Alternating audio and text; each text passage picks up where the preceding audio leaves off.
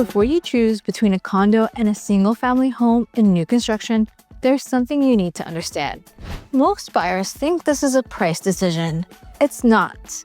This choice affects your monthly stress level, your flexibility 5 years from now, and how easy it is to move on if life changes. And I see buyers get this wrong all the time.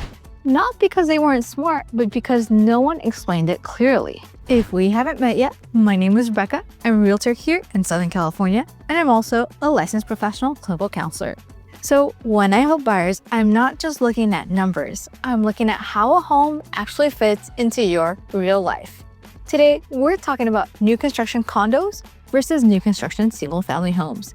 And I'm filming this here because this is one of the clearest places to actually see the difference. We're here in El Monte. In areas like the San Gabriel Valley and cities such as El Monte, buyers are often deciding between attached, multi-story condos and newer single-family homes. And while these homes can be close in price, the experience of owning them is very different. So let's jump into what buyers think this decision is about. Most buyers come into this thinking the decision comes down to 3 things. They usually focus on purchase price, how new everything looks, and what feels like the better deal.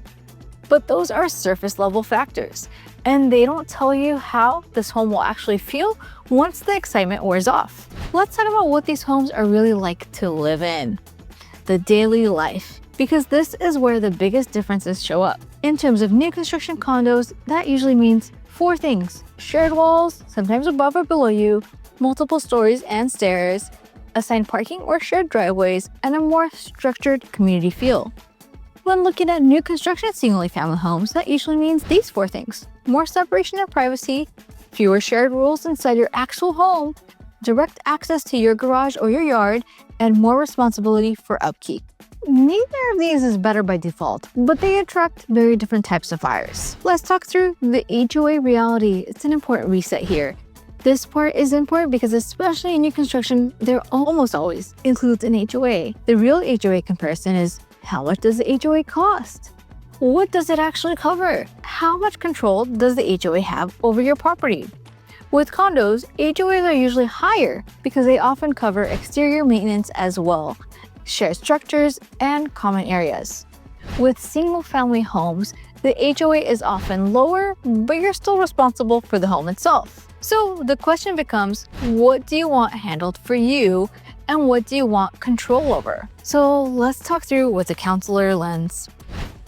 Buyers really think about, but feel this later, is of course the mental load. Some people feel calmer knowing there's a system in place. Others feel boxed in by rules and shared decision-making. Look, neither reaction is wrong, but if you ignore it, you usually regret it. Buyers who value the structure are mentally happier in the condo situation. Things are expected, and these rules help them feel grounded. But it's not right for everyone, because there are also buyers who end up feeling a little more crammed and less free to do the things that they like to do. And they are benefited for the freedom a single-family home can have to think a bit outside the box.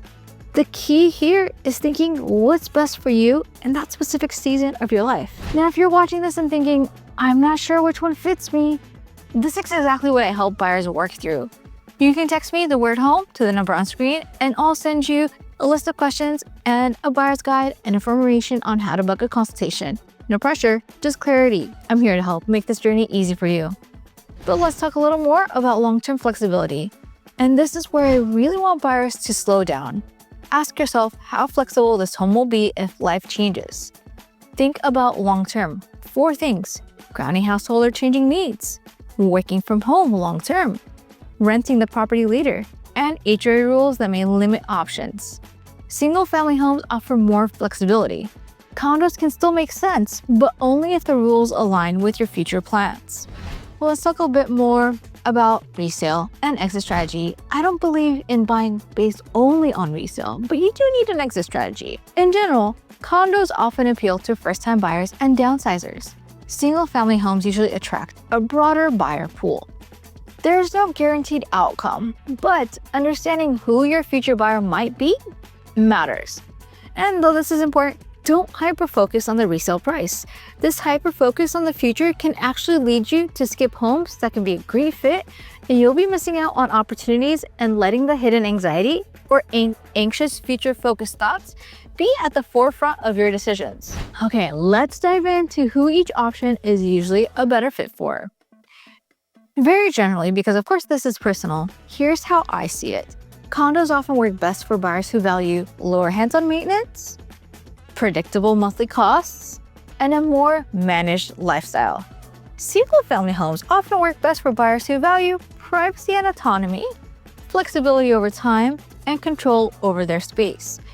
If you're forcing yourself into one category because it sounds right, that's usually a sign to pause and rethink.